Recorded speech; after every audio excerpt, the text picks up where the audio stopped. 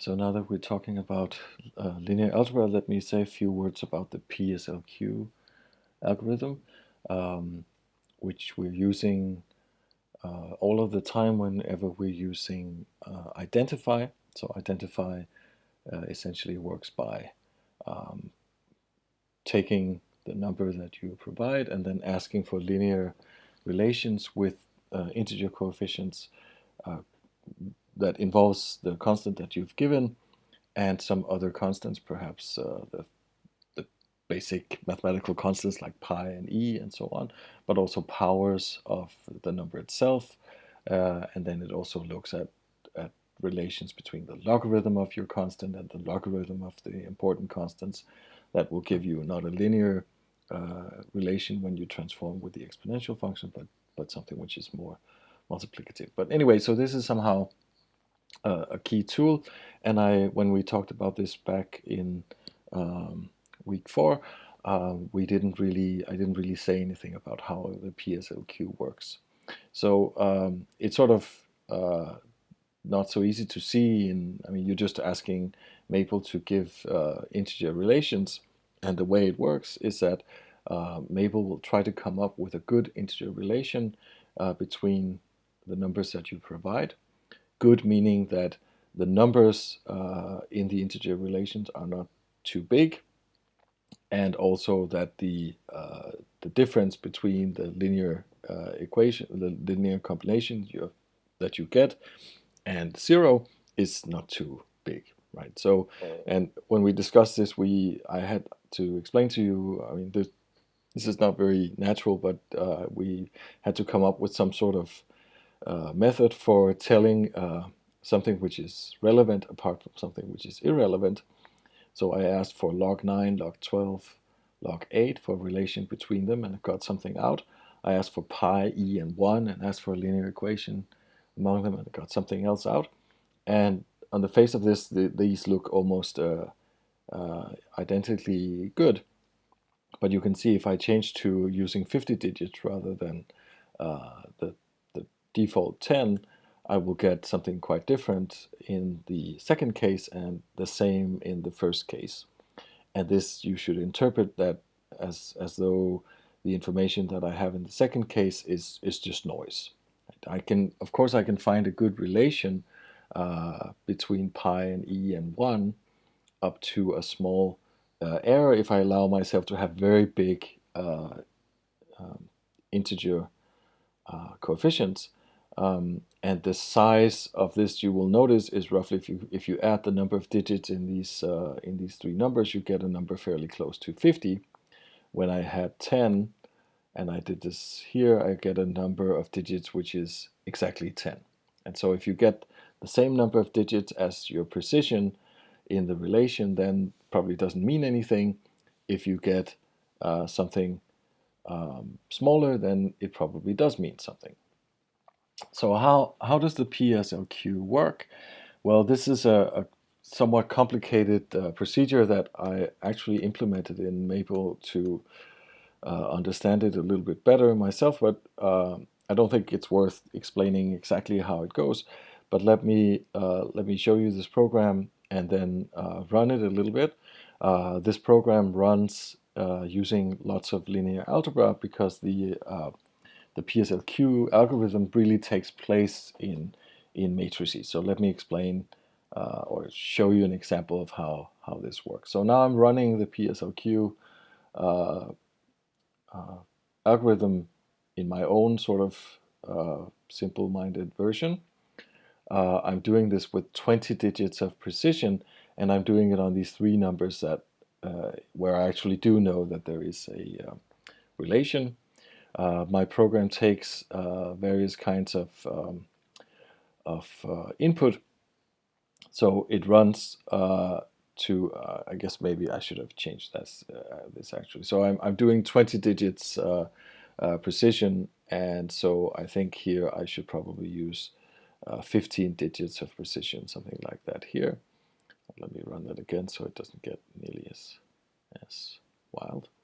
But the input means that here's the data I want to look at. Then weirdly, I'm using a constant called the square root, the constant, the square root of 4 over 3. This is a constant that is used in the algorithm in order to choose where to work. And they prove in the PSLQ paper by Ferguson and Bailey that any constant bigger than 1 will work, but they then show that if you use something like this will be faster. And this is the number of attempts I'm going to run. And this is if I get something which is smaller than 10 to the minus 15, I will say, well, this is roughly 0, and so I will accept that as the correct data. So I'm going to run this again with 50 digits and minus 40 in order to get some better data in a second, but let me just, in order not to drown you in output, let me explain what the program does.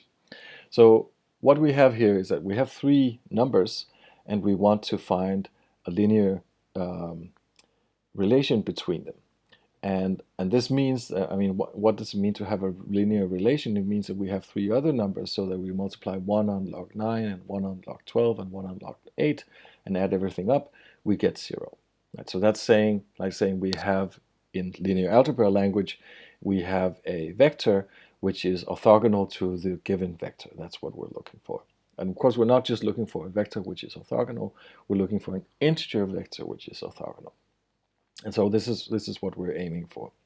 Now, the space of vectors that are orthogonal to the given one is 2-dimensional, and so it's 2-dimensional inside R3. And what I've computed here, my program computes, is a basis for the space of orthogonal vectors to the given one. Right? So there's a formula for doing this, and you can always do this introducing more zeros here. So this is going to be an upper, I guess, a lower diagonal triangular matrix, it's called. So above the diagonal you have zeros. So of course this is a 3 by 2 matrix, but if you had more entries, you would get a bigger matrix, which was it's going to be 1 less wide than it is high. Okay, so what we're trying to do with this matrix is to see if we can diagonalize it, and of course we can, because we can just use what I mean by diagonalizing is what you're used to from linear algebra, but of course in linear algebra you'd never talk about diagonalizing a matrix unless it was square. But here this is not a problem. I can still diagonalize it using standard row echelon operations by just sort of subtracting and making zeros. Right? So that's what I'm going to do, but I'm going to do, this is called Amit reduction, I'm going to force myself to use integer operations. Right? So I'm not going to allow myself to take some fraction times a row and subtract it from another row. It will always have to be the whole row or nothing. And so what I'm doing here is that I'm trying to get closer to a diagonal matrix. The first step that I'm going to do, I believe, is that I have this is the same matrix as before. And now I will do this. I take this top entry here, the one that starts by 0.82, and I add that to the second row. So when I add this to the second row, I have 0.39. That's a little bit closer to 0 than the original one. And I take that and I add that to the next one. So that's 0.39 to minus 0.36. That's a lot closer to 0 here. So I'm sort of trying to diagonalize by I'm adding the first row to the second row, and then the second row to the third row. And then I keep track of the inverse matrix of this. Right? So the inverse matrix would be subtracting again, and I have this over here. And now I keep doing this and try to make this as close to a diagonal matrix as possible. And you'll see I run into some round-off errors. This is supposed to be 0, and it keeps on going for a while. But then at some point, I get something which is has a 0 in the diagonal entry. Right? So this is, of course, it's not exactly 0, but it's very close to 0. And then you can see that if you're in this situation, then the corresponding row in the inverse matrix is a good integer relation. So the integer relation I'm getting out here is 3 minus 6, 4.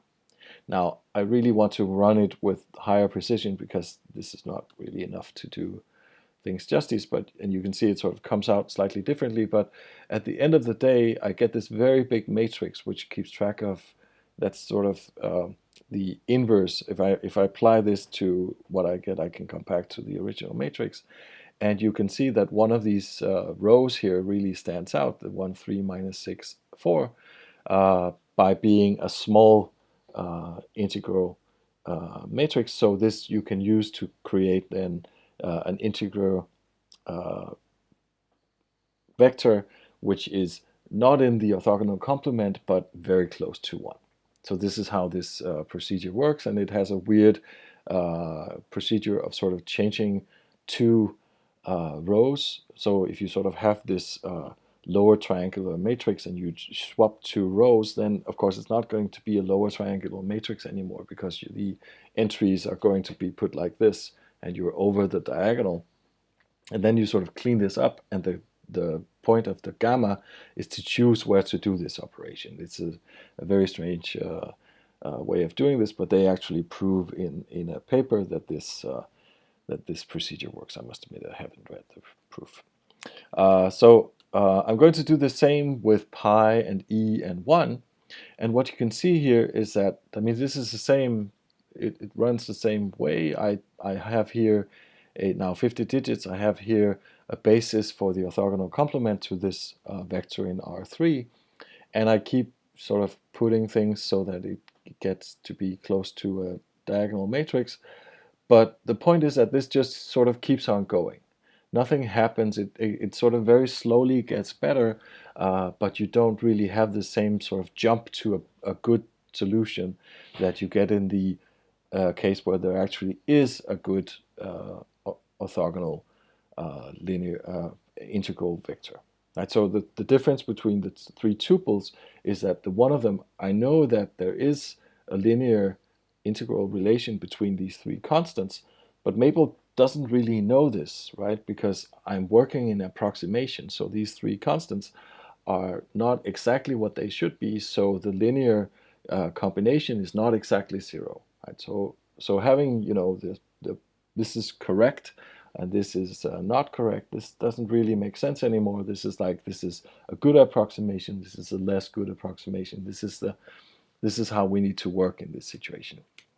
But fortunately, I can sort of show you what goes on here in a very good way, because this, in the case where where there really is a good theoretical explanation for you expecting that there is a good linear integral relation, you can see this is the error of, this is how close we can get to 0 in this setting.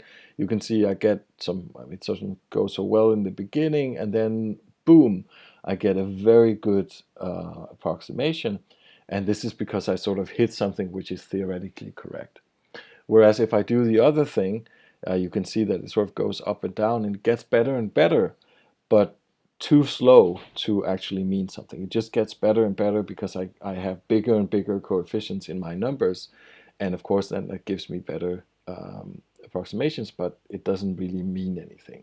And so some implementations of the PSLQ will actually work by sort of detecting a big downward jump in precision.